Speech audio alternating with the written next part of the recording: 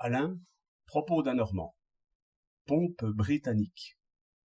Discours du trône, hermine, pourpre, couronne, décors et costumes d'un autre âge. Qu'est-ce que tout cela signifie? Chose remarquable, le peuple qui a la plus longue expérience de la liberté est justement celui qui conserve le plus scrupuleusement tous les rites de la servitude.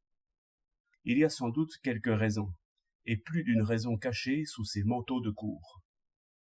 Je remarque une chose, c'est que plus un homme est ambitieux et orgueilleux, plus il méprise les insignes de la puissance. Ce sont les modestes qui se cachent sous la pourpre, et qui promènent avec une joie puérile un costume qu'ils jugent plus admirable qu'ils ne peuvent l'être eux-mêmes. Combien en voyons-nous ainsi passer, de ces ânes qui portent des reliques?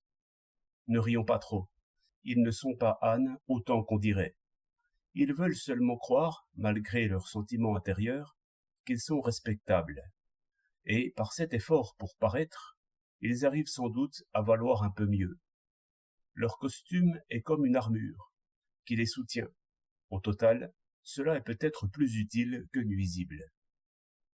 Toujours est-il que l'homme qui se sent réellement puissant ne veut rien devoir au costume. Il prétend être reconnu sans les insignes et être acclamé tout nu. Napoléon Ier avait sa redingote grise. S'il rétablit un jour les pompes officielles, c'est qu'il voulait laisser une institution après lui, une défroque bien empesée, qui se tint debout toute seule.